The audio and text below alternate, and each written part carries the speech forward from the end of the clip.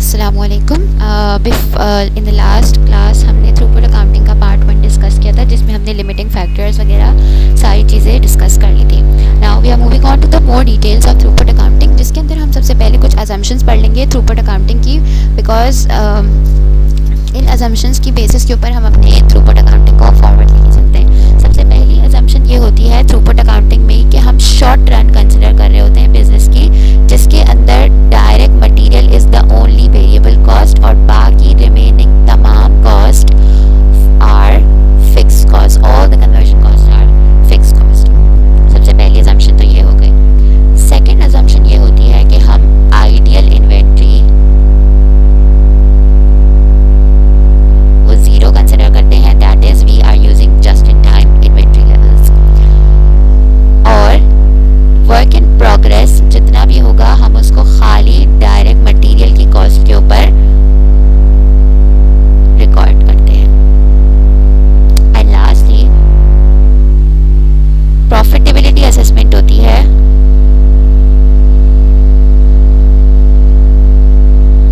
Profitability assessment का मतलब होता है हाउ क्विकली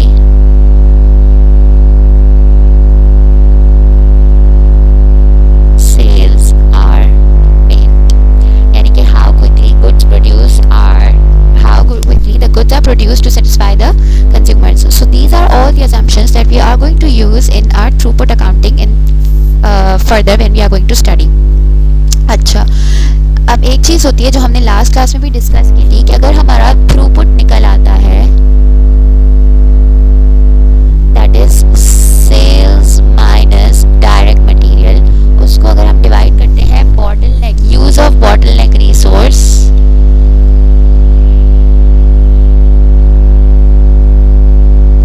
इसको हम कहते थे रिटर्न पर आवर। ठीक है, this was our return per hour, कुछ लास्ट क्लास का रिवीजन। नाउ इसको कहते हैं कि हम per unit of bottleneck resource पे कितना रिटर्न अर्न कर रहे हैं।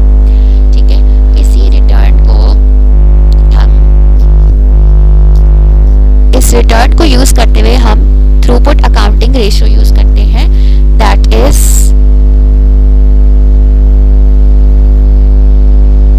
अकाउंटिंग रेशियो, जिसको हम कहते हैं return per hour of bottleneck resource divided by cost per hour of bottleneck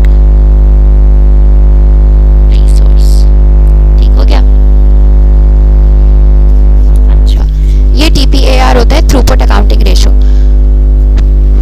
अब TPAR, if your TPAR is greater than 1, इसका मतलब है that you are expecting a profit। ठीक है, if your TPAR is less than 1 means you are expecting a loss, and if your TPAR is equal to 1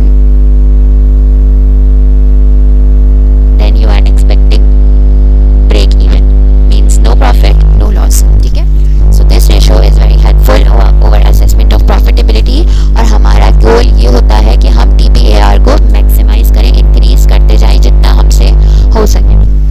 अच्छा, before we move on to the maximisation of TPAR, हम एक example कर लेते हैं जिसमें हम कैलकुलेशन देख लेंगे कि TPAR कैसे कैलकुलेट होता है। ठीक है, for example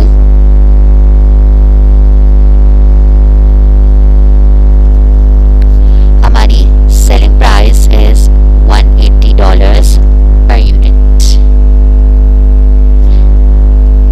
Direct material is 30% of selling price। ठीक है, फिर उसके बाद इसके कुछ वो है, to make 1 unit it requires 5 hours of labor and 2 hours of machine।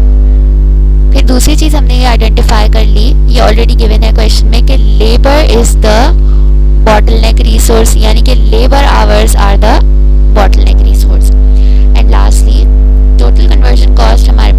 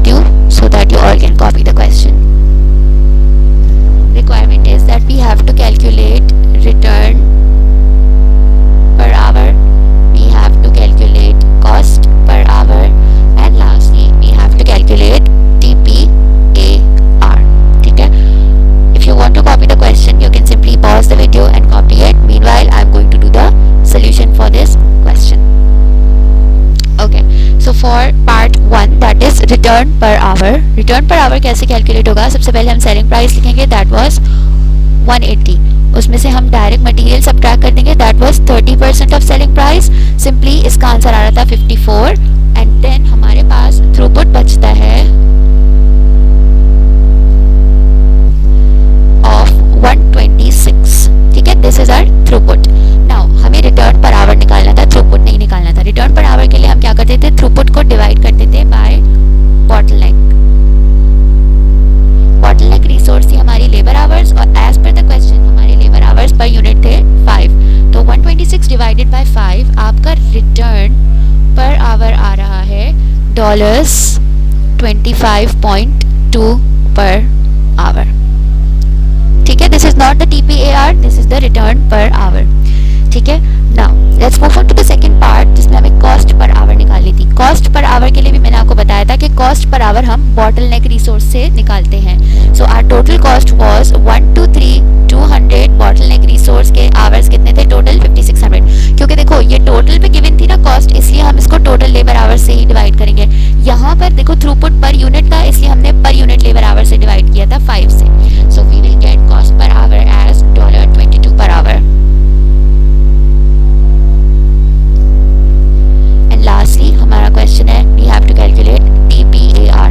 TPAR का फॉर्मूला क्या था, return per our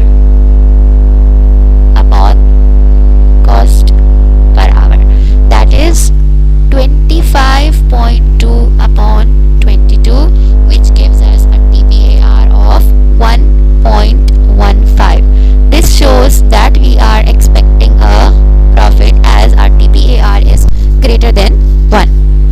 Okay, I hope this solution was pretty clear to all of you, और इसकी मदद से इंशाल्लाह सारे आपके जो है वो क्वेश्चंस हो जाएंगे, किट के क्वेश्चंस भी सॉल्व हो जाएंगे आराम से।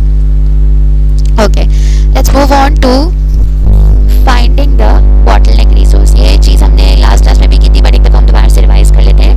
For example that there is one product,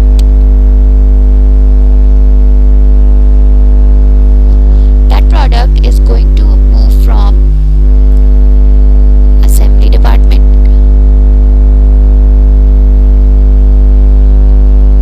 then it is going to move on to the finishing department, and lastly it will move on to the finished good, ठीक है। Now your assembly department can take 100 units, your finishing department can take 90 units, so therefore your finished goods will be 90 units. Here आपके जो finishing department है, that is the bottleneck resource. Now let's move on. Any machine due to which output is restricted is the bottleneck resource. ये एक चीज होती है कि any process or any machine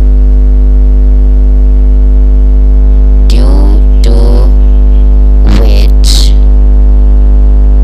output is restricted is the bottleneck resource, ठीक है। So this is how we analyze कि हमारी bottleneck resource कैसे होती है। Now अब जब हम अपना TPAR की बात करते हैं, हमने बोला था, मैंने ऊपर थोड़ी देर पहले भी कहा था कि TPAR को जितना मैक्सिमाइज कर ले उतना अच्छा होता है, यानी TPAR को हमें इंक्रीज रखना होता है।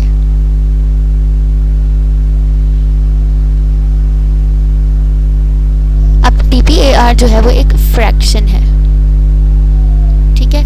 फ्रैक्शन को बढ़ाने के लिए या तो आप अपना न्यूमरेटर इंक्रीज कर दो या डिनोमिनेटर कम कर दो, this is the general universal rule, ठीक है। आपके पास न्यूमरेटर में क्या था, return per hour, so you can either increase your return per hour और you can simply decrease your cost per hour, ठीक है। एक ये तो हो गई आपकी small trick to learn this. अब सबसे पहला तरीका क्या है कि इंक्रीज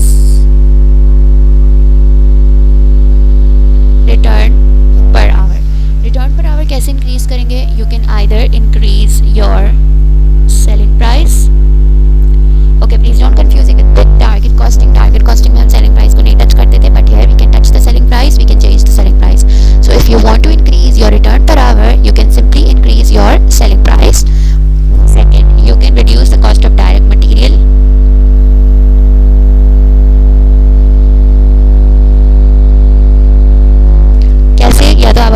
सप्लायर चेंज कर लो, या आप ऑल्टरनेट आरएम ले लो, ऑल्टरनेट रॉ मटेरियल की तरफ शिफ्ट हो जाओ. Okay, and the third thing is increase the efficiency of bottleneck.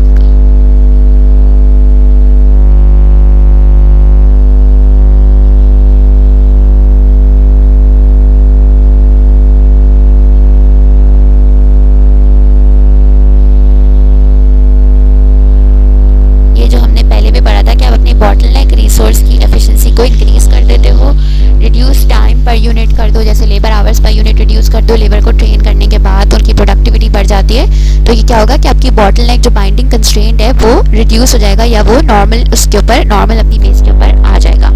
एक तरीका तो ये हो गया कि हमने अपना रिटर्न पर आवर इंक्रीज कर दिया. सेकेंड तरीका ये होता है कि हम अपनी कॉस्ट पर आवर को रिड्यूस कर लें. अदर कॉस्ट पर आवर में क्या हो सकता है, try to reduce conversion cost. कैसे कन्वर्जन कॉस्ट रिड्यूस हो सकती है, अपने लेबर की कॉस्ट कम कर सकते हैं, हम अपनी फैक्ट्री की अलग यूटिलिटीज़ कम कर सकते हैं, जो भी डिफरेंट हमें कॉस्ट अदर इनकर करनी पड़ती है हम उनको रिड्यूस कर सकते हैं. ओके, एंड दूसरा ये कि आप अपनी कैपेसिटी इंक्रीज कर लो. अगेन बॉटलनेक की कैपेसिटी इंक्रीज कर लो, तो अगर बॉटलनेक की कैपेसिटी बढ़ जाएगी, टोटल कैपेसिटी, तो आपका कॉस्ट पर आवर कम हो जाएगा. कॉस्ट तो सेम रहेगी बिकॉज कैपेसिटी बढ़ गई है, तो आपकी पर आवर की कॉस्ट रिड्यूस हो जाएगी. ओके, सो ओवरऑल हमने ये पढ़ा कि थ्योरी ऑफ कंस्ट्रेंट्स जो होती है वो एक बॉटलनेक रिसोर्स की वजह से अराइज होती है कि एक there is a bottleneck resource in the process which is a barrier towards production. ठीक है, this is the review for this. ठीक है, अब कंपनी जो है वो बॉटलनेक को एलिमिनेट करे.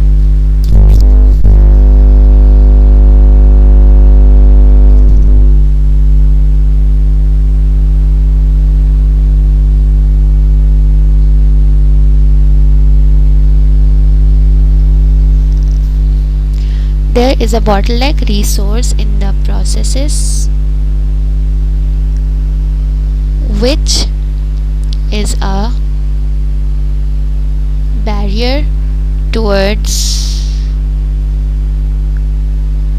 production. आपकी एक bottleneck resource है, आपका एक bottleneck process है जो जिसकी कैपेसिटी बाकी processes से कम है, जिसकी वजह से it is a bottleneck resource और ये कैपेसिटी को आपकी रिड्यूस करता है. सेकेंड चीज़ क्या होती है, that company should eliminate the bottleneck. क्या मतलब हुआ कि कंपनी को एलिमिनेट करना है बॉटलनेक को. कैसे एलिमिनेट करना होता है बॉटलनेक को, आपकी जो भी बॉटलनेक रिसोर्स है उसको एफिशिएंट बनाओ, उसकी प्रोडक्टिविटी इंक्रीज करो. जैसे भी for example if your labour is bottleneck, तो आप उनको ट्रेनिंग दो और जो भी उनके साथ करना है, उनकी प्रोडक्टिविटी बढ़ानी है, उनको कोई पर्क्स देने हैं, बेनिफिट्स देके उनकी प्रोडक्टिविटी बढ़ा सकते हैं. और you can simply if your machine is bottleneck, तो आप अपनी मशीन को अपडेट करो, उसको एफिशिएंट करो, एडवांस करो, ताकि आपका बॉटलनेक रिसोर्स कम हो जाए. And as a result of this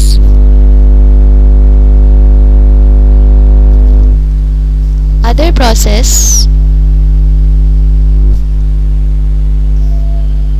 may become a bottleneck resource. ठीक है, ये बात भी हमने कल डिस्कस कर ली थी लास्ट क्लास के अंदर कि जैसे ही हमारी जो एक बॉटलनेक एक कंस्ट्रेंट रिमूव होता है, तो आपका एक दूसरा कंस्ट्रेंट जो होता है वो बॉटलनेक रिसोर्स बन जाता है.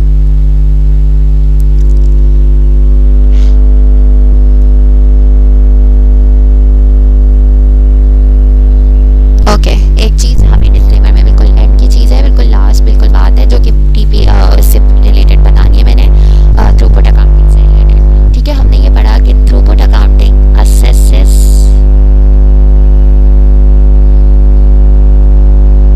प्रॉफिटेबिलिटी बेस्ड ऑन TPAR, ये जो हमने भी डिस्कस किया था.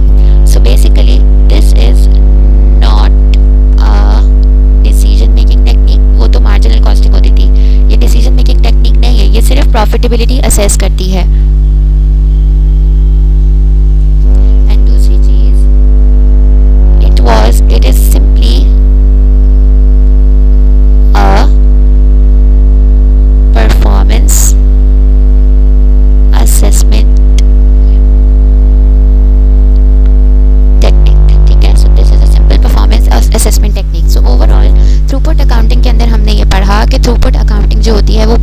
थ्योरी ऑफ कंस्ट्रेंट्स के साथ डील करती है, that is any process that is hindering और that is stopping your production because of its capacity, और जो उसकी कैपेसिटी कम है। ठीक है, सेकंड चीज़ हमने ये पढ़ी कि डायरेक्ट मटेरियल जो है वो सिर्फ वेरिएबल कॉस्ट होता है, बाकी सारी कॉस्ट फिक्स होती है। तीसरी चीज़ ये पढ़ी थी कि profitability is assessed based on TPAR, और TPAR जो होता है it is not a decision making technique, it is simply a performance assessment technique. ठीक है, I hope it was pretty clear to all of you. If you have any questions, you can simply ask them in the comment section. Thank you so much. Allah Hafiz.